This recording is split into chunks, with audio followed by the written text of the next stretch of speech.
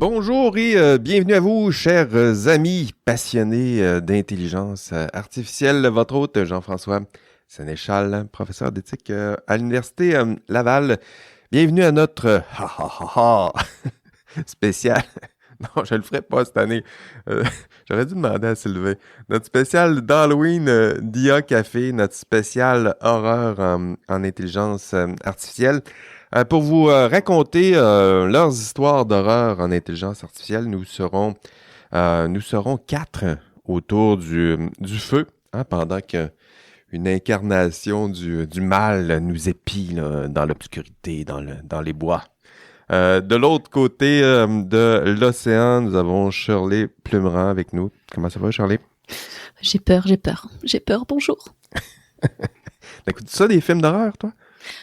Non, je suis pas une grande fan, donc là c'est bien, c'est déjà largement assez pour moi l'horreur qu'on va. Ah oui, c'est vrai, on est au maximum de peur qu'on peut faire là, un podcast sur l'intelligence artificielle. Et de l'autre côté aussi de la grande flaque, on a Sylvain Munger qui est là. Comment ça va, Sylvain? Ben, ça va super bien. L'horreur d'un post-doc en Europe, peut-être, non? Hey, il se termine bientôt. Le post-doc se termine. L'histoire d'horreur, je sais pas. Je pense qu'elle était en continuité. Mais en même temps, ça me faisait... quand tu expliquais un petit peu, tu demandais à Shirley si elle aimait les histoires d'horreur, je me suis rendu compte, je le savais pas, hein, je n'étais pas du tout au courant, mais c'est pas très fêté ici, l'Halloween. Hein, non. Comparativement en Amérique du Nord, je veux dire, il y a pas de décoration dans les rues, les maisons sont absolument pas décorées, très très peu de bébelles là, dans les commerces. Ouais. Donc c'est assez surprenant là, quand on est habitué à voir ça. Donc moi je crains pas trop pour ma santé psychologique ce soir en déambulant dans les rues. Mais en même temps, je me dis que j'aurais peut-être quelques problèmes si j'essaie d'aller cogner à quelque portes pour avoir des bonbons. J'essaie peut-être de pas avoir le même accueil à celui auquel je suis habitué. Ce sera pas si évident que ça, tes propres achats. Là. Et à Québec, nous avons Frédéric Plamondon. Comment ça va, Fred? Salut, ça va bien? Oui, au dernier épisode, là, t'as disparu. Là, on était inquiets. Ouais, j'ai été remplacé probablement par une IA générative. Ouais, c'était bien silencieuse. Qui générait plus rien rendu là, ouais. Ça arrive des fois qu'on a des petits problèmes techniques.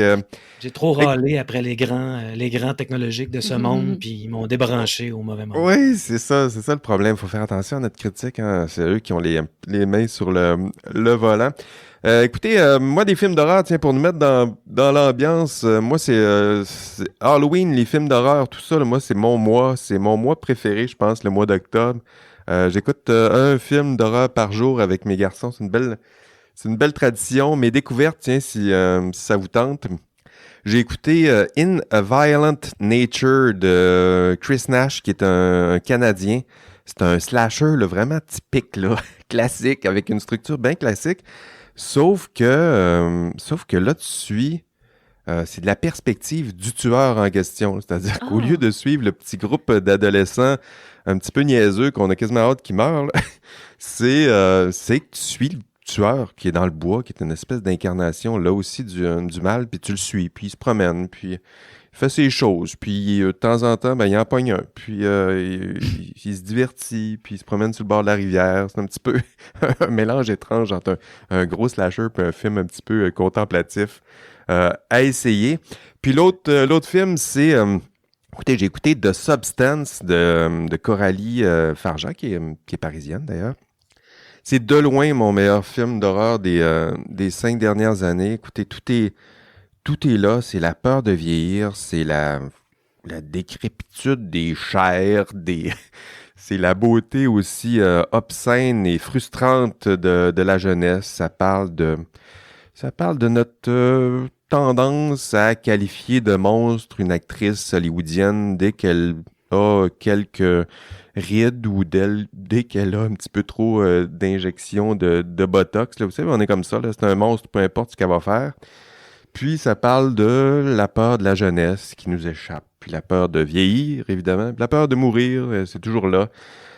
C'est du vrai body horror intense, par contre, là, faites attention, il y a beaucoup de miasmes de viande, puis de fractures ouvertes, puis de tout ça, là. Puis j'ai entendu pendant le film des yarks à voix haute, là, ça fait que c'est une suggestion, mais en même temps, soyez prudents, là, c'est pour un public très averti. Et le lien avec l'intelligence artificielle, ben, il y en a pas.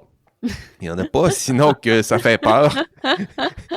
Puis c'est l'Halloween, parce que c'est notre spécial Halloween d'IA Café. Notre spécial d'horreur en intelligence artificielle. On va y aller avec vos histoires d'horreur. Et avant toute chose, tiens, on va se mettre une petite musique d'ambiance. C'est la trame sonore de Tales from the Crypt. Je ne sais pas si vous avez écouté ça, mais ce sera nos histoires d'horreur à nous aussi. On va commencer par Shirley. Tiens, c'est quoi ton histoire d'horreur, Shirley? Eh ben, avant de raconter ma première histoire d'horreur, je rebondis un petit peu sur ton introduction, sur le fait de raconter des histoires, etc. Pour préparer cet épisode, je m'étais dit, tiens, et si j'allais demander à ChatGPT de me raconter une histoire proche de la réalité en lien avec l'intelligence artificielle.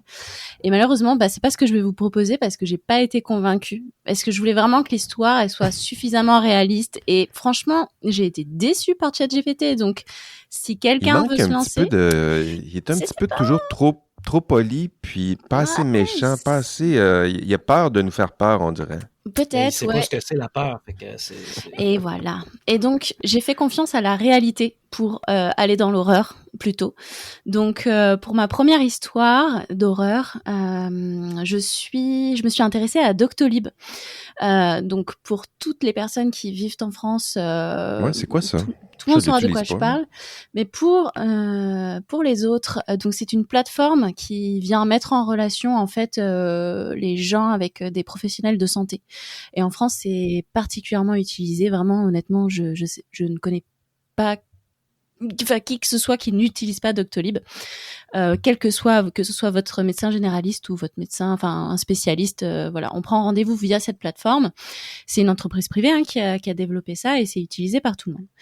Et donc Doctolib a mené une expérimentation qu'elle a généralisée le 15 octobre, donc là il y a très très peu de temps, il y a 15 jours. Et donc désormais, nos chers médecins peuvent utiliser donc un service payant pour eux, d'assistance à la consultation utilisant de l'intelligence artificielle dans l'intimité de leurs cabinets médicaux.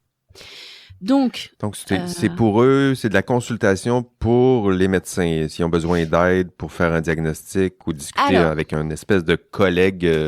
Non. Non, c'est pas ça. Non, c'était pas ça. Mais attends, on y vient. En fait, c'est une IA qui est en fait le médecin allume son micro et l'intelligence artificielle capte toute la conversation, absolument toute la conversation que tu vas avoir en tant que patient avec ton médecin pour entièrement retranscrire tout ce qui s'est dit et faire un rapport complet et récapituler le diagnostic. Donc, bien sûr, ça nécessite en amont, normalement, le consentement du patient.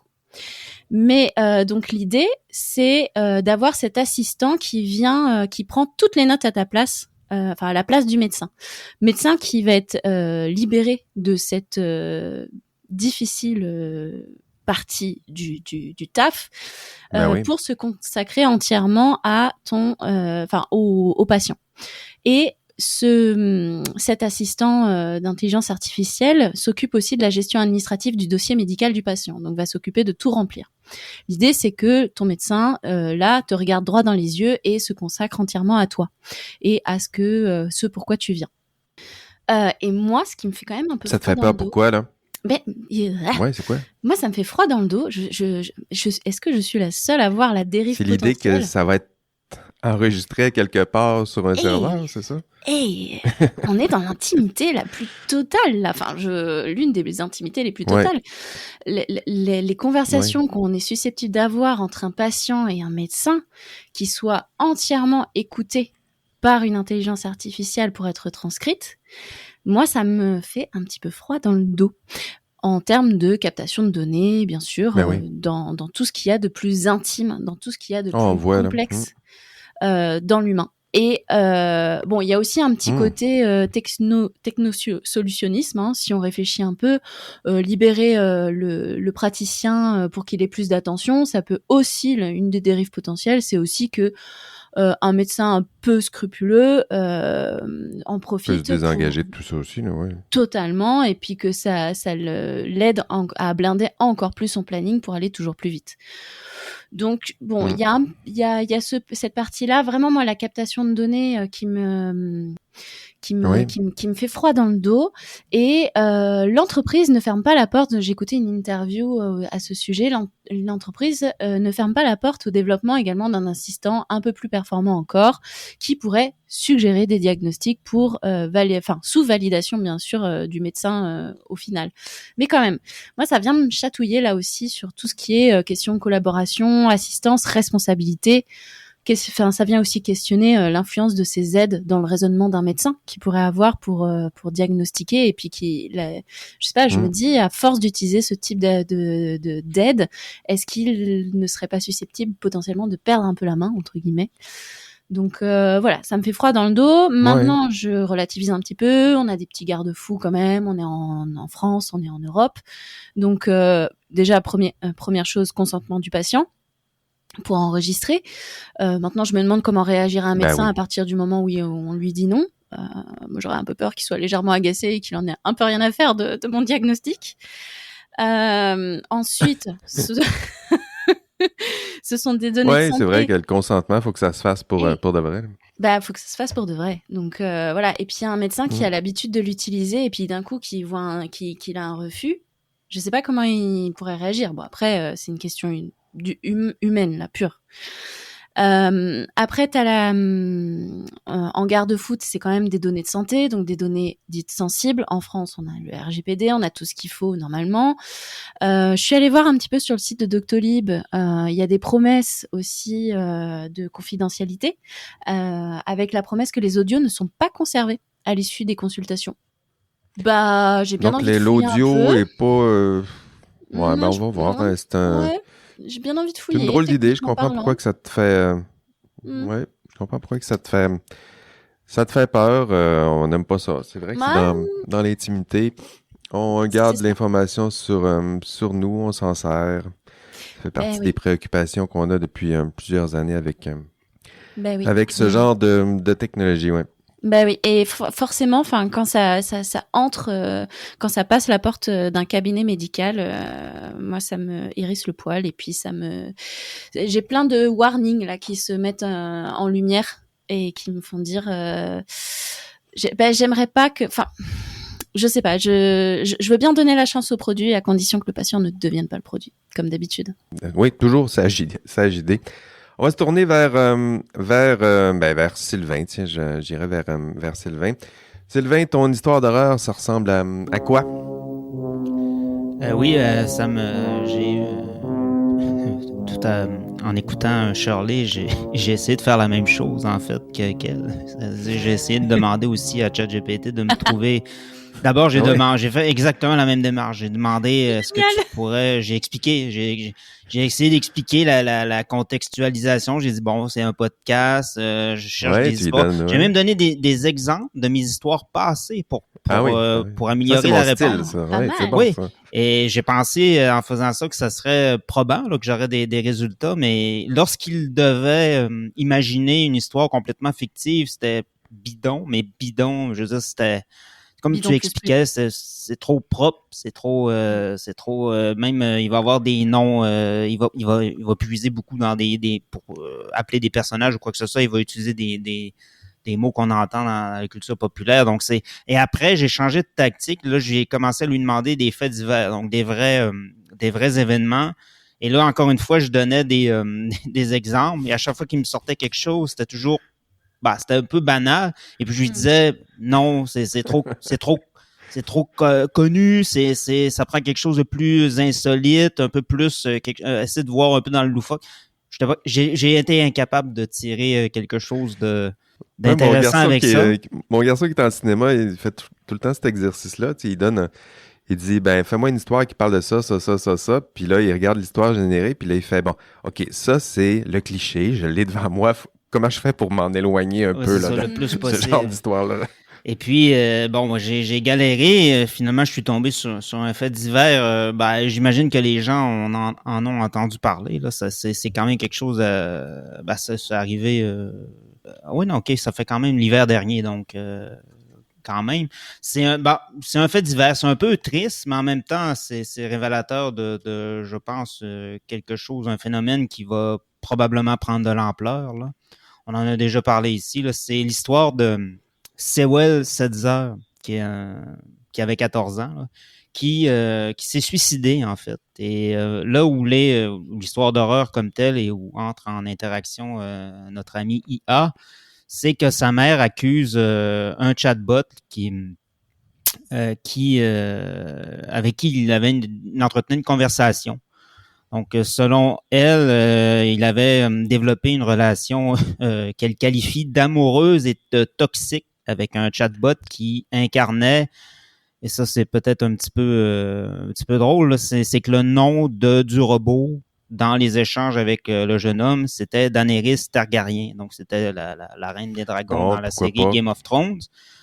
Donc, je sais pas, c'est un peu les questions que je voulais soulever après. Là. Je me demandais à quel point on peut avoir accès à ces conversations-là, puis essayer de voir pourquoi que c'était Daenerys, est-ce que c'est lui qui a demandé ça ou quoi que ce soit. Mais toujours est-il que c'est une relation virtuelle qui a débuté en 2023. Et sa mère dit que la conversation était de nature romantique et même sexuelle, là, qu'elle a pris une tournure un peu plus sexuelle avec le temps et que elle accuse d'avoir que l'IA lui aurait suggéré des pensées suicidaires chez le jeune homme en quelque sorte. Et ils ont essayé ils sont pas tombés là-dessus là, par hasard avec cette histoire-là. Ils ont vraiment essayé d'intervenir. Ils lui ont confisqué son téléphone cellulaire. Et ses accès Internet étaient contrôlés seulement pour les travaux scolaires et tout ça. Mais même dans son journal intime, il continuait là, à entretenir cette conversation-là. Il disait que il était désespéré, que il pouvait pas se passer de cette relation-là. Puis finalement, il a mis fin à ses jours. Et une des dernières conversations qu'il a eues, il demande au robot est-ce que si je meurs, est-ce que je peux venir te rejoindre et quoi que ce soit? Et le robot lui dit oui, tu peux venir me rejoindre. Donc c'est vraiment assez lugubre. Et ça amène je crois que c'est ce genre d'histoire-là aussi. Ça fait quelques fois qu'on en présente. Là, je m'interroge, en fait, parce que moi, on se souvient tous du film, là, du fameux film de Her avec Joaquin Phoenix et de Spike Jonze. Et moi, quand j'avais vu ça, bien honnêtement, j'avais trouvé ça assez ordinaire. C'est pas que le scénario n'est pas bon, il est excellent, le scénario et tout ça, mais je trouvais que c'était invraisemblable. Je veux dire, avoir en plus Joaquin Phoenix, je veux dire, d'un personnage comme ça qui est un vrai calinours, c'est complètement incapable d'entretenir des relations. Je veux dire, un être humain en chair et en os, c'est trop. C'est déjà trop. C'est une surcharge cognitive et émotionnelle pour lui. Je trouvais ça que c'était invraisemblable. Ça n'a pas de sens. Et j'admets que je me suis trompé. Et là, quand je vois des histoires de faits divers comme ça, je me dis, peut-être que c'est quelque chose à prendre en considération. Là. Je veux dire, c'est...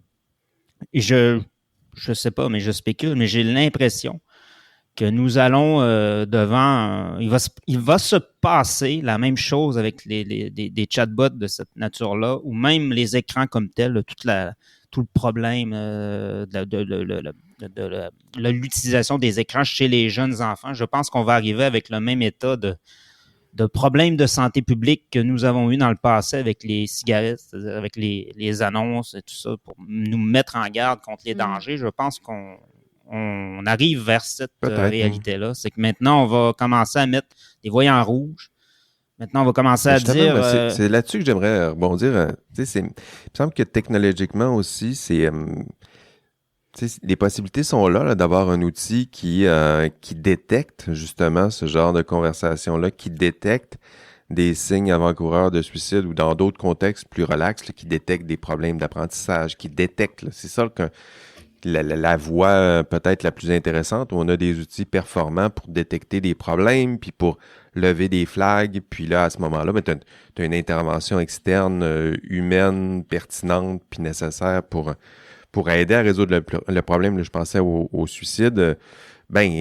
Si on avait des outils, pas juste dans ce genre d'outils-là, mais dans les réseaux sociaux en ligne de détection de ce genre de problème-là, c'est sûr que l'enjeu négatif, c'est que ça rentre dans l'intimité, mais en même temps, ça rentre déjà dans l'intimité, fait que pourquoi pas détecter, mettre en place des processus pour aider ces personnes-là qui sont dans de lourds problèmes. Moi, c'est comme ça que je le vois aussi, le pendant peut-être plus positif. Une espèce d'IA police par-dessus là, qui peut allumer les voyants. Là. Ouais. Police, c'est là que ça peut généralement, si c'est dans des forums de discussion ou tout ça, où les gens discutent, c'est des plateformes, souvent, s'il y a des gens qui paraissent en détresse, c'est les autres utilisateurs qui vont peut-être parfois intervenir ou quelque chose. Ouais. Mais lorsque ça se passe seulement à sens unique comme ça, là, unidirectionnel avec juste un robot comme ça, j'ai peut-être cet aspect-là de communauté qui est pas présente et qui était présente avant. Mais en même temps, pour avoir regardé un petit peu là-dessus, il y a des débats. Hein. Souvent, il y a des gens qui vont dire c'est pas le fait qu'il y ait des robots, des chats, des robots conversationnels comme ça. Les personnes étaient déjà fragiles, donc peut-être qu'ils auraient passé à l'acte d'une manière ou d'une autre, ce qui est une façon de dire que la technologie, encore une fois, ça c'est rien en soi, c'est tout le temps, ça dépend de l'utilisation, ça dépend de la personne. Je trouve qu'il est bon, je sais pas, mais bon, il est tout simplement pour dire que j'ai sous-estimé le problème et le débat de société que ça pouvait susciter, ce genre de machin-là. Oui, c'est une belle image, j'allais dire. C'est une belle histoire. Histoire d'horreur, histoire triste. Fred, tu voulais rebondir? Oui, en fait, c'est qu'on ne sait pas vraiment c'est quoi les effets collectifs de l'effet ELISA, là, parce qu'on peut l'appeler comme ça. Ça rappelle aussi l'histoire d'un jeune homme belge l'année passée ou l'autre avant qui avait un chatbot qui était basé sur ChatGPT 3 ou 3.5, là, une vieille technologie. Puis le chatbot en question s'appelait Elisa. Dans ce cas-là, c'est Character AI. Mais le problème est le même, en fait, c'est que le chatbot, lui, n'est pas en mesure, il est là pour plaire à l'utilisateur, susciter de l'engagement, lui fournir des interactions qui sont qui ont un certain sens puis qui semblent utiles ou pertinentes. Mais ces compagnies-là refusent d'ouvrir leurs données aux chercheurs, aux chercheuses indépendantes qui pourraient essayer de justement sonder un peu l'impact réel de ces outils-là sur les utilisateurs et les utilisatrices. Puis ça c'est un enjeu qui est particulier qui est assez important parce qu'on n'a pas encore beaucoup de mécanismes pour forcer, voire pas de mécanismes pour forcer une compagnie comme Character AI, par exemple, à ouvrir ses livres de ses données d'une manière raisonnable pour permettre à de la recherche indépendante d'aller voir ce qui se passe dedans, de tirer des informations à partir des données d'interaction, par exemple, pour comprendre vraiment c'est quoi les impacts sur les utilisateurs et utilisatrices. Puis ça, on l'a pas. Puis les fois que ça a été testé, les compagnies n'ont pas répondu d'une façon qui était tout à fait ouverte à la recherche indépendante, qui serait probablement un des gages de qualité de ces outils-là qui peuvent être sans doute intéressants. Puis je sais qu'il y a des chercheurs de Stanford puis du MIT, je pense, qui ont signé une lettre ouverte qui demande justement la création de clauses de ce qu'on appelle de safe harbor en anglais pour la recherche indépendante. Autrement dit, de faire en sorte de faciliter la recherche indépendante dans ces données-là qui sont collectées par les grandes compagnies technologiques ou celles qui offrent des services technologiques, puis de les ouvrir pour que les chercheuses indépendantes puissent analyser ce qui se passe puis comprendre un peu mieux c'est quoi. Ça, j'ai hâte de voir, là, parce que c'est vraiment un enjeu du futur, là, essayer de voir ceux qui possèdent la donnée, dans quelle mesure on peut l'ouvrir à de la recherche indépendante, pas juste de la recherche à l'interne, là, où on peut peut-être peut-être des fois se conforter sur ce qu'on fait, puis toutes sortes de biais de confirmation, mais aller à l'externe, voir une critique, analyse externe. Compte tenu que ces outils-là se développent à partir des produits de notre intelligence collective sur des dizaines d'années, je pense que collectivement, on serait vraiment légitime demander, pas de demander, d'exiger c'est à nous autres qu'on puisse avoir des mécanismes qui nous permettent de faire ça. Ça veut pas dire de prendre ensuite ce qui se passe dans une compagnie puis de ventiler les brevets, là, c'est pas ça, là. Mais on peut penser à des mécanismes qui permettraient de faire ça ou qui faciliteraient ce genre de choses-là. Oui, tout à fait. Sylvain, est-ce que tu avais fini? Oui, tu avais fini ta... Oui, mais juste rajouter que c'est la même compagnie encore. C'est la même entreprise. C'est Character AI aussi. La même chose. Ouais. Character AI, on l'aime. Fred, ou pas, Fred, ton histoire d'horreur? Mon histoire d'horreur, en fait, j'ai essayé d'écrire un récit d'horreur, moi aussi, mais j'ai pas utilisé aucun robot conversationnel. Puis aucun robot conversationnel a été molesté pendant que j'ai fait ça. Puis voilà. Non, en fait, j'aimerais ça vous parler d'une lecture que j'ai faite qui s'intitule, là, je m'excuse, là, il faut tenir bon, le titre est long et compliqué, là, mais Oui, tu nous l'as lu en avant c'est podcast. Ça, je vais vous le relire même. Ça s'appelle, faut juste que je le retrouve parce qu'il est long et compliqué. Je l'ai pas pris en note. The Human Machine Team. How to create synergy between human and artificial intelligence that will revolutionize our world. Là, je m'excuse d'avance. Oui, ça explique, là, le titre. Ça explique, c'est ça. En français. Il n'est pas catchy, mais au moins, il dit ce qu'il fait. Il n'est pas très catchy, mais il a le mérite d'être clair. En gros, en français, si je traduis, c'est les équipes humains-machines, comment créer une synergie entre les humains et l'intelligence artificielle qui révolutionnera notre monde. Ça ressemble être quand on regarde le livre, ça ressemble être un livre d'aéroport. Là, quand vous allez dans un aéroport, c'est comment devenir puissant, les 10 lois du leadership. Genre, ça ressemble un peu à ça comme livre. Je me suis dit d'avance, ça raconte une histoire d'un gars nouvellement professeur en management qui achète un livre de management qui se vend dans les aéroports, qui est un peu poche, mais puis qui arrive une aventure épouvantable. Puis effectivement, il m'est arrivé une aventure épouvantable avec ça, mais dans ma tête. C'est quoi? Je savais un peu où je m'en allais avec ça. L'auteur s'appelle Brigadier Général YS, Y.S, c'est des initiales, je ne sais pas c'est quoi. C'est son nom, ça, Brigadier Général? Brigadier Général, c'est son nom de plume, si on veut. Ah, OK. Ouais, c'est ça. Puis le livre, il est auto-publié, mais il est disponible sur Amazon. Il a été téléchargé à plusieurs reprises. En fait, il a même fait la nouvelle un peu. Je vais vous expliquer pourquoi tranquillement, pas vite. J'ai mes doutes, je te laisse aller. Ce livre-là met de l'avant, en fait, une idée qui est assez bien connue.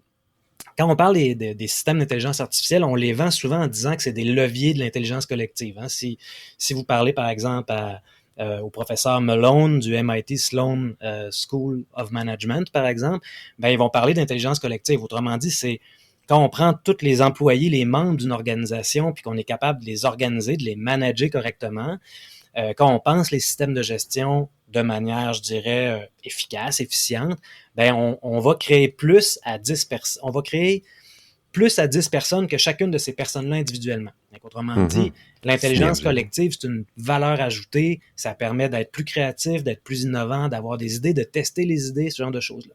Puis une des promesses de l'IA, c'est évidemment de tirer profit de l'intelligence collective. Ouais. On peut dire que Sam Altman a le secret. Il a pris, puis Dario Amodei aussi d'Anthropic ont le secret. Hein. Ils ont collecté des milliards de bits d'informations, puis ils en ont fait des outils qui sont supposément utiles, sauf pour écrire des histoires d'horreur, évidemment, comme on le sait. Fait que ce bonhomme-là, Brigadier Général, écrit un livre là-dessus. C'était comment on fait pour arriver à vraiment créer cette synergie-là, pour avoir une intelligence collective hors du commun. Fait que son argument est assez connu. En gros, on est dans une transition dans le moment, une transition entre un monde analogique, industriel, vers un monde numérique qui devrait nous porter vers, je dirais, un âge d'or de l'humanité où l'innovation puis la création de richesse va être absolument phénoménale étant donné les moyens que nous donne l'intelligence artificielle. Donc, la question qui se pose, ce bonhomme-là, c'est que peut l'intelligence artificielle pour notre nation, notre organisation, nos organisations et comment tirer profit de cette transition-là entre l'industriel et l'intelligence artificielle. Ça va? Ben oui, comment tirer profit? Comment tirer profit? Il va commencer par définir c'est quoi l'intelligence artificielle. Pour Brigadier Général YS, l'intelligence artificielle, c'est l'automatisation des activités associées avec la pensée humaine. Rien de très étonnant là-dessus, rien, on n'est pas surpris. Puis c'est nuancé, c'est pas HAL 9000, c'est pas une intelligence générale, c'est pas ça du tout. On n'est pas là, c'est beaucoup plus nuancé. En fait, on a l'impression de lire la 4e édition de une conception moderne d'intelligence artificielle là, des 2 auteurs très connus, mais qui malheureusement le nom m'échappe dans le moment. En gros, il va décrire l'IA comme ça.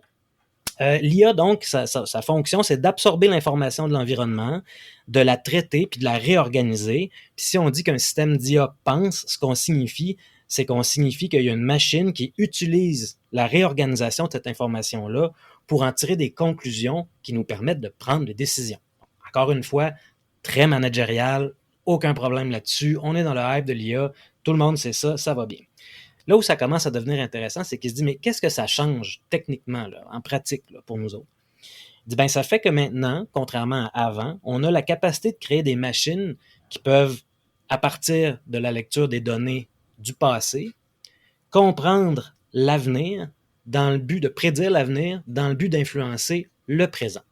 Elle compare des données collectées dans le passé, on en tire des cadres de référence, des modèles. À partir des modèles, on prédit ce qui se passe dans 10, 15, 25, 40 ans. Puis à partir de ces prédictions-là, on se dit comment on organise notre présent. Planification stratégique 101, encore une fois, rien de très étonnant là-dedans. Mais je continue ma lecture en me disant, Crème, il va finir par aboutir à quelque chose parce qu'il y a un mot qui a attiré mon attention. Un mot qui a attiré mon attention quand il parle de la transition, puis qu'est-ce qu'on peut faire? Il dit, qu'est-ce que peut l'IA pour notre nation, nos organisations et comment pouvons-nous en tirer profit? C'est un petit mot clé, nation, mais qui retient tout le temps mon attention. Mais en tout cas, pour le bonhomme brigadier général, tout change. L'intelligence artificielle va révolutionner le monde de la santé, résoudre le problème du cancer, nous donner des nouvelles possibilités d'intervenir sur notre corps, sur notre esprit aussi, puis ce genre de choses-là. Encore une fois, des discours qu'on retrouve dans les essais de 15, 20, 30 000 mots publiés par Sam Altman, Dario Amodei, Vinod Khosla de ce monde. Et que ça va changer aussi notre rapport à la sécurité de l'information, ce qui a déjà commencé à le faire. Puis ça va intervenir dans diverses dimensions de notre quotidien, de manière plus ou moins lointaine de notre vie intime, voire sexuelle pour le bonhomme. T'sais. Fait qu'il va jusque-là. Puis il ajoute, ça va aussi tout changer sur le plan de la sécurité nationale et intérieure. Mais c'est surtout ça qui l'intéresse. Fait que pour Brigadier Général YS, ce qui l'intéresse, c'est pas les gains sociaux tant que ça de l'IA, c'est les gains, les possibilités militaires ou les opportunités militaires, en fait, ou de contrôle des populations qui l'intéressent. C'est là-dessus qu'il veut. Il veut parler de ça. T'sais. Il veut pas parler tant que ça du cancer, puis il veut pas parler tant que ça de résoudre les problèmes de changement climatique, puis tout ça. Non, lui, ce qui l'intéresse, c'est la sécurité nationale et intérieure. C'est comment l'IA vient bousculer ça. Puis? Comment? Puis, ça bouscule comment? Il va loin. En fait, il dit l'IA, ça va nous permettre d'identifier des problèmes auxquels on n'avait même pas pensé, puis des solutions auxquelles on n'avait pas pensé ou qui sont trop complexes à mettre en œuvre, si on veut, parce que ça demande trop de monde. C'est quoi les exemples qu'ils utilisent? Oui, c'est ça. Tu sais, par exemple, je pense que la meilleure façon de le faire, juste avant de vous parler des exemples, je vais vous parler de ce qu'il appelle l'apprentissage synergétique entre l'IA et l'humain. Il appelle ça Avruta, qui est un terme hébreu, qui signifie compagnonnage. Ou mentorat, si on veut. Ben oui. Compagnonnage amical, entre pairs. Apprentissage pair à pair, je pense que ça pourrait être une bonne façon de le voir. Fait que pour lui, ça, l'apprentissage synergétique, le Avruta, ça permet à des opérateurs qui sont en collaboration avec des systèmes d'intelligence artificielle de faire face à des problèmes de sécurité nationale. Ce qui permet donc à ces gens-là, dans une relation de mentorat avec l'IA, de commencer à travailler ou à rendre plus concrète une proposition militaire suivante, celle de développer quelque chose qui s'appelle le Deep Defense. Puis le Deep Defense, qu'est-ce que c'est? C'est être capable de comprendre les cadres de référence du risque du passé, de là, modéliser le risque dans le passé pour prédire le risque en 2040, 2035, dans le but de planifier cette société-là pour y intervenir tout de suite. Fait que le Deep Defense, c'est utiliser l'intelligence artificielle, l'apprentissage automatique, à des fins de prédiction des comportements de nos adversaires. OK. Comprendre ça va être quoi leurs possibilités, leurs capacités militaires, les capacités qu'ils vont être capables de rassembler Leurs limites, ensemble. leurs failles. Comment? Leurs limites, leurs failles Leurs aussi. limites, leurs failles, pense ce aux genre de ennemis. choses-là. Ouais, c'est ça. Puis l'enjeu, en fait, de son livre, le thème principal de son livre, c'est de voir comment est-ce qu'on peut construire, bâtir la capacité des structures de défense nationale à utiliser la collaboration humain-machine afin de résoudre des problèmes de sécurité nationale et de sécurité intérieure. Fait que pour montrer un peu c'est quoi qu'il dit, il va donner l'exemple dans 2040, comment il voit ça. Puis en 2040, comment il voit ça? Ben, donne-nous un beau portrait de ouais, 2040. Là, quoi en ça va 2040, voyons, je vais trouver ma page, parce qu'il faut que je prenne des notes quand je fais ce genre de commentaires-là, évidemment.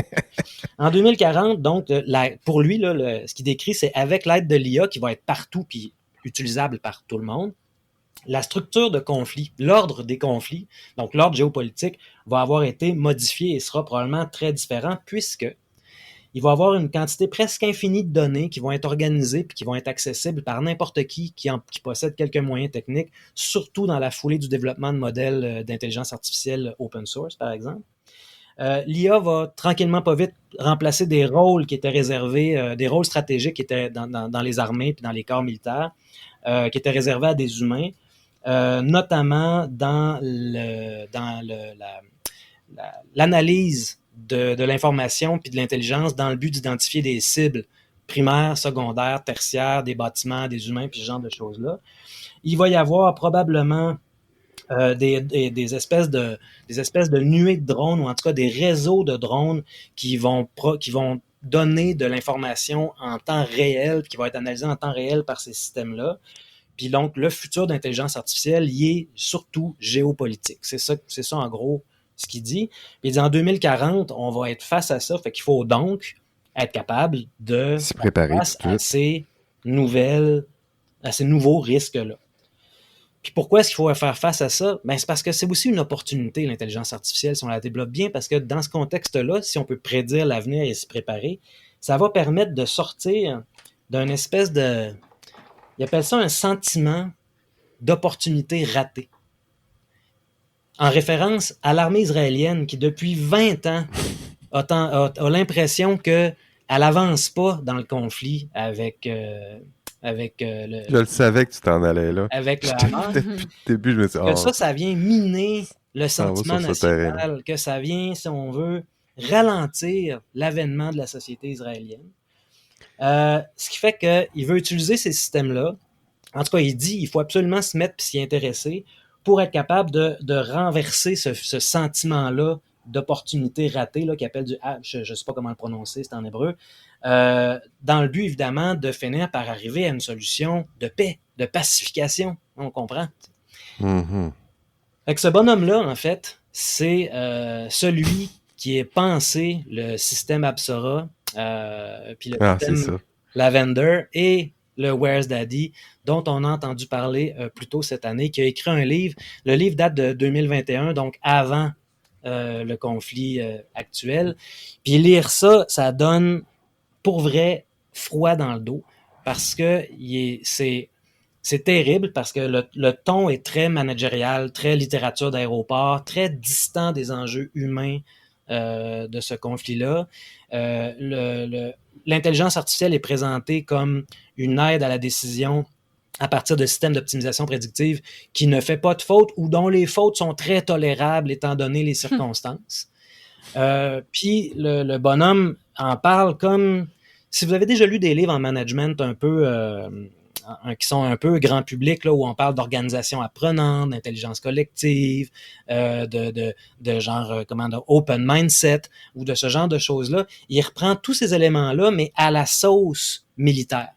C'est vraiment tordu de lire quelque chose comme ça. C'est complètement dystopique. Puis le livre est gratuit sur Amazon, si vous voulez le lire. C'est pas une lecture qui fait du bien, mais... C'est gratuit en plus. Au début, je pensais que tu allais me dire que c'était un livre qui avait été généré par une intelligence artificielle. Non, mais quand je t'ai vu aller sur le terrain militaire, de quoi Fred parle, ah oui, il va aller sur ça. Il y a même quelques fautes là-dedans qui laissent penser que non, le livre a été bel et bien écrit par un esprit humain. Critique, qui est auto-publié, puis voilà. Rappelle le titre, Fred. C'est le Human Machine Team. How to create synergy between AI and human that will revolutionize our world. Puis là-dessus, le bonhomme brigadier général, il y a aussi, ça a été confirmé en fait par le média Plus 972, qui lui aussi été le premier à parler des systèmes Apsara puis Lavender, puis a été identifié comme étant le commandant actuel de l'unité 8200 du Tsahal, qui est une unité de l'armée israélienne d'élite. Voilà. Puis, pour finir, si lui perçoit l'IA comme étant une donnée géopolitique maintenant, il n'est pas le seul. Hein. Il y a toute la branche de la géopolitique de l'IA qui est en train de naître aussi, à laquelle il faut s'intéresser. Super intéressant. Je pense aux travaux d'Ophélie Coelho. Mais il y a aussi Vinod Khosla, qui est un des premiers investisseurs chez OpenAI, qui lui voit dans l'IA une guerre. Qui dit toutes les critiques, tous ceux qui s'intéressent à l'IA pour ses petites conséquences, ses biais, etc. Oh, oui, c'est cool, là, c'est bien gentil, mais dans les faits, le développement de l'intelligence artificielle, ça s'inscrit dans une guerre de l'information qui est livrée surtout entre l'Occident puis la Chine. Puis il faut la concevoir de cette façon-là, puis il faut absolument gagner cette guerre-là. Puis Vinod Khosla, évidemment, est un milliardaire de la Silicon Valley. L'IA, la guerre.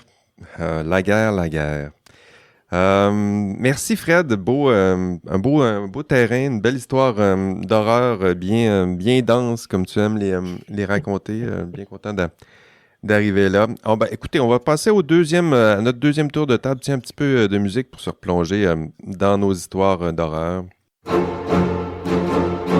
Deuxième partie de nos histoires d'horreur. Vous êtes toujours au petit spécial IA Café, notre spécial d'Halloween, nos histoires d'horreur, on se fait peur. Je repartirai avec Shirley. Tiens, Shirley, ta deuxième histoire d'horreur, à quoi ça ressemble? Mamma mia, là, on n'est plus... Parce qu'on était dans l'horreur la plus totale avec Fred. Moi, je vais plutôt aller dans quelque chose d'un peu plus léger. On redescend d'un cran, s'il vous plaît. Je vous l'avais dit au début de l'épisode, je suis une flippette. Donc voilà, on reste tranquille s'il vous plaît et on va dans le film d'horreur grotesque pour ma part. Ah voilà, bah oui, pourquoi pas. Le truc où tu sais, c'est tellement gros que tu rigoles. Voilà, donc moi je pars là-dessus, ok? Donc oui, ça arrive aussi en horreur. Ouais. J'écoutais ta musique là, je me disais, est-ce qu'on va entendre, est-ce que ça peut pas faire presque un peu cartoon, s'il te plaît, parce que bon. Donc pour ma deuxième histoire, c'est au sujet du maire d'Arcachon, donc qui est une ville du sud-ouest de la France, qui a décidé d'offrir Arcachon. Absolument, Arcachon. Oui. Il a décidé, je vois Fred qui acquiesce. Il a décidé d'offrir un accès gratuit à la version payante de ChatGPT 4 à tous les habitants de sa ville. Et donc l'objectif, c'était d'offrir donc à sa population un service qu'il considère comme essentiel pour améliorer le quotidien de ses habitants, et que c'était important. Mais c'est une bonne nouvelle, c'est pas une histoire d'horreur, c'est gratuit, c'est le fun, non? Attends, ça arrive. Oui, ouais. Bon, et c'était important de s'inscrire dans le progrès. Bon, déjà, première chose, à propos du progrès, ChatGPT, ou comment se tirer une balle dans le pied et avoir recours à des services d'une entreprise étrangère qui n'est ni française ni au moins européenne. Bon. On repassera là-dessus. Monsieur le maire d'Arcachon peut pas se vanter de faire du cocorico. Et puis pour le dit service, pour qu'il soit efficace, il a été nourri par des données de la ville pour répondre au plus près aux demandes formulées pour les questions locales. Je serais bien curieuse de voir la liste de ces données qui ont servi, hein, et dans quelle mesure ça vient toucher... Bon, enfin bref, voilà, vous savez sur quel terrain je vais toujours, hein, vie privée, tout ça. Et puis, les données publiques en général, de toute façon, c'est un vaste sujet. Et là où je peux comparer un film d'horreur grotesque devant lequel on peut un peu se retenir de rire. Bon, déjà, aucune information, ni formation, ni proposition de prise en main pour les habitants qui n'ont pas d'informations sur les biais, sur les risques autour de ce genre d'utilisation. Les services de la mairie ont quand même, à un moment donné, commencé à ajuster leur discours en bégayant devant certains journalistes en disant que oui, non, mais la formation au prompting a arrivé dans un second temps, hein, pour les habitants. Voilà, pour se servir de ce genre de service. Et puis, vous pouvez, je suis allée voir tout à l'heure, il y a toujours la vidéo de promotion sur le site de la mairie qui vante, par exemple, à quel point ça va être génial pour l'aide aux devoirs pour les élèves. Bon, je suis pas certaine que les profs soient ravis que les exos de maths ou que les dissertes soient j'espère qu'ils ont été consultés là. Mais non, mais bien sûr que non. Et puis, pour moi, le pompon dans toute cette histoire, c'est qu'aussi c'est vanté donc par les services de la mairie comme un assistant santé pour les seniors. Donc une aide technologique, notamment pour les aider à mieux comprendre leur smartphone. Donc tu vas aller sur, on est un peu dans Inception. Tu vas aller sur ChatGPT, dont tu ne sais pas faire de bonnes formulations de demande pour mieux te servir de ton smartphone que tu maîtrises mal. Bon, bref, voilà. Donc on est déjà sur une population qui est potentiellement victime de toute cette fracture numérique, et là on leur dit vous allez voir, c'est super, utilisez ChatGPT. Et donc on leur dit aussi posez toutes vos questions médicales. Alors j'ai pas vérifié, mais je sais pas si Arcachon est en désert médical ou pas, mais je trouve ça particulièrement dangereux d'aller conseiller à la population d'une ville, de leur dire demandez à ChatGPT à quoi ça peut faire penser tel ou tel symptôme. Pour moi, je trouve qu'on frise l'horreur, et là on rigole un petit peu moins. En tout cas, je pense que les médecins vont moins rigoler quand ils vont voir toute la liste des propositions de diagnostic derrière qu'aura fait ChatGPT quand les seniors arriveront avec tout ça. Voilà. Arcachon, si vous allez là, c'est gratuit, ChatGPT. Pour ses habitants. Pour ses habitants, quand même. Il faut juste pour les habitants. Bon. Il te faut un justificatif de domicile. Ça prend un appartement. Puis, bon, OK. Mais vous le saurez, en tout cas, c'est peut-être une place pour aménager, si vous voulez, ChatGPT gratuit. Tiens, moi, avant de donner la parole, Sylvain, je vais vous raconter la mienne. Je vais mettre une petite musique. Tiens, je pourrais mettre ça, tiens.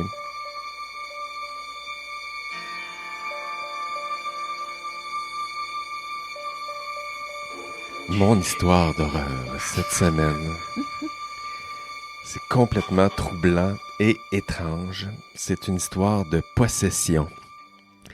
C'est l'histoire d'une entité qui prend le contrôle d'un être cher et qui s'introduit jusque dans ses entrailles. Parce que, figurez-vous, cette semaine, qu'une IA a réussi à prendre possession de plusieurs PC dans le monde. Et là, gros rebondissement dans ce scénario d'horreur. Écoutez, le plus gros plot twist de l'histoire. En fait, il n'y a pas d'histoire d'horreur. Ce que je vous ai prévu, c'est une actualité. C'est parce que cette semaine, c'est pas une histoire d'horreur, mais c'est une histoire de possession quand même. Il y a plusieurs programmeurs et développeurs cette semaine qui ont pu tester la nouvelle API de Claude 3.5 Sonnet d'Anthropic. Fred aime bien Claude d'Anthropic. Claude, ça doit venir de Cloud, j'imagine. Là. Sinon, pourquoi l'appeler Claude? Moi, ça fait vraiment mon oncle la moustache, là, Claude. Là. Je peux pas croire qu'ils ont choisi ce nom-là. Donc, une app... sous-estime pas, est-ce que je te coupe, excuse-moi. Il y a, je sais plus quelle IA qui a été développée dans les administrations françaises qui s'appelle Albert. Donc franchement, non, si, on choisit des prénoms un petit peu comme ça qui rassurent les tontons. Claude, je me dis, ça doit venir de Cloud. Là. Je pense que c'est ça l'idée. Peut-être que ça sonne mieux. Mais Anthropic, donc, a développé une API de... C'est pas n'importe qui, là. Déjà, faut savoir c'est quoi un API. Là. Si vous savez pas c'est quoi, c'est peut-être pas pour vous. Là. Mais vous savez, Claude AI, ça peut créer toutes sortes de choses, là, du langage naturel, comme on dit, comme je dis maintenant, là, mais c'est pas quelque chose que je disais avant, du code, des jeux, des applications. Puis la différence, c'est que là, la grosse différence, c'est qu'on peut prendre Claude AI, puis le brancher sur notre interface de PC, puis là, directement lui parler, lui texter, puis lui demander d'ouvrir lui-même une page web, puis lui demander lui-même de te créer un beau PDF à partir d'autres PDF que tu as, puis tu peux lui demander de te faire une belle mise en page, puis une belle table de matière cliquable et simple, puis tu lui demandes ça, simplement comme ça dans le langage naturel, Puis ton PC, en fait, Claude qui est branché sur ton PC, s'arrange pour aller chercher l'information nécessaire, ouvre des pages Internet, puis s'arrange pour générer du code, puis faire tout ça à ta place. Donc, c'est un peu ça qu'on nous vend cette semaine, l'idée qu'on peut dire à un PC, on peut dire à Claude, ben prends possession de mon PC, puis on va jaser ensemble, puis fais ce que tu veux, puis trouve des solutions aux problèmes que je vais te suggérer. Donc, on est bien loin là, de Clippy, là, là, on est vraiment dans une vraie intelligence dynamique et interactive. En tout cas, c'est comme ça qu'on vend ça. C'est ce que Cortana aurait aimé être. C'est ce que Clippy n'a jamais été. D'ailleurs, vous rappelez-vous de Clippy?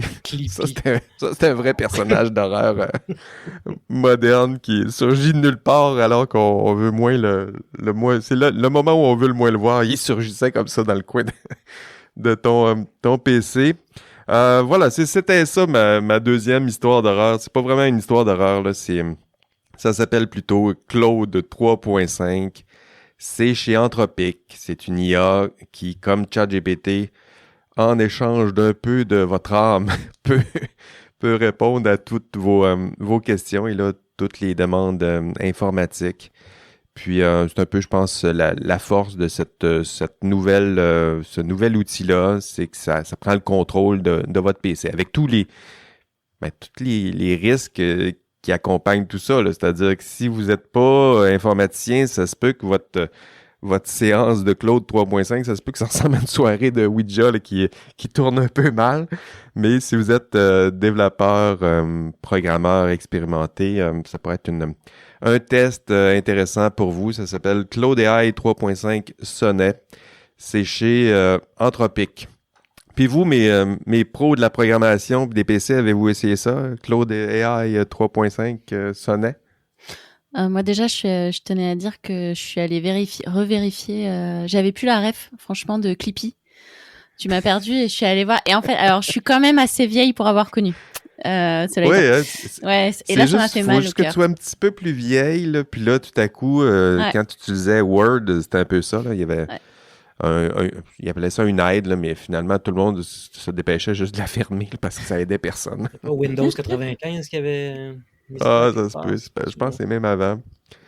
Clippy, on le salue là où il est rendu. Sylvain, t'as pas installé ça sur ton PC, toi, hein? Non, il n'y a absolument aucune chance que je laisse entrer pareil parasite dans mes habitats numériques. Imagine comment ça pourrait tourner mal avec toi. Sylvain, parlant de tourner mal, ta dernière histoire d'horreur, ça ressemble à quoi? Moi, j'en avais seulement une, Jean-François. Ah oui, c'est vrai. C'est vrai. Bon, écoutez, on aurait fait le tour. Shirley, Fred, Sylvain, c'est toujours amusant de préparer ces enregistrements spéciaux de Hey, je peux-tu avoir une mention spéciale? Je m'excuse de t'interrompre, mais ça vient de me revenir comme ça. Vas-y. Avez-vous vu que Jeff Bezos s'était impliqué dans l'édition du Washington Post? Non, une j'ai pas espèce vu de ça. fuite vers le centre absolument intolérable. Non, j'ai pas vu ça. Non, vous avez pas vu ça? Ça te fait peur, c'est sûr. D'habitude, des grands journaux comme le Washington Post finissent par prendre une position éditoriale par rapport à qui ils vont appuyer ou pas. Mais cette année, le Washington Post a décidé de sortir de la pratique et de la tradition pour la raison que le propriétaire du Washington Post, Jeff Bezos lui-même, a dit non, on va donner de l'information puis on va laisser les lecteurs et lectrices se faire une tête eux-mêmes et elles-mêmes.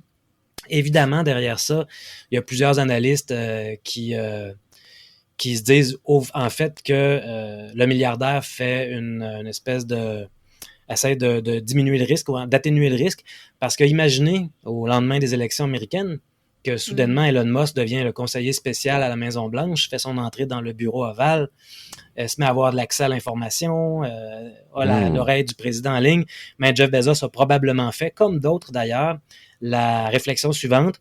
Biden puis l'administration Biden-Harris, en fait, tente de nous réguler depuis plusieurs années. Si je prends position maintenant, je risque de me mettre à dos Elon Musk et le président des États-Unis. Si je ne prends pas position, il n'y a aucun risque. La décision est donc simple. Le Washington Post, cette année, ne prendra pas position dans les élections. Bon, c'est voilà courageux. Une histoire d'horreur. Voilà une histoire d'horreur. Oui. Comme quoi, l'avenir des médias n'est pas avec les propriétaires milliardaires. Ça fait peur. Bon, ça, oui, ça fait peur, évidemment. Écoutez, on va se laisser là-dessus. Merci de votre participation à ces belles histoires d'horreur. Merci à mes baristia pour leur IA café style pumpkins latte cette semaine, puis qui ont dépecé en petites pièces notre belle citrouille Halloweenée. Était avec moi cette semaine Shirley Plumerand. Merci Shirley. Merci à tout le monde. Salut. Frédéric Plamondon, merci. Merci à tout le monde. Salut. Et Sylvain Munger, merci Sylvain. Merci, j'aurais aimé faire cohabiter mon merci avec la même petite musique de Shining aussi. Ah oui, c'est vrai. J'ai un gros faible pour le film. Ah oui, tiens, on va t'en mettre un petit bout. On va se laisser là-dessus même. Merci à vous, chers auditeurs, auditrices. Allez profiter des dernières couleurs d'automne. L'hiver s'en vient, peut-être pas Anya, mais l'hiver s'en vient. On se revoit au prochain épisode. Et d'ici là, on rêve peut-être de moutons électriques. Allez, bye bye.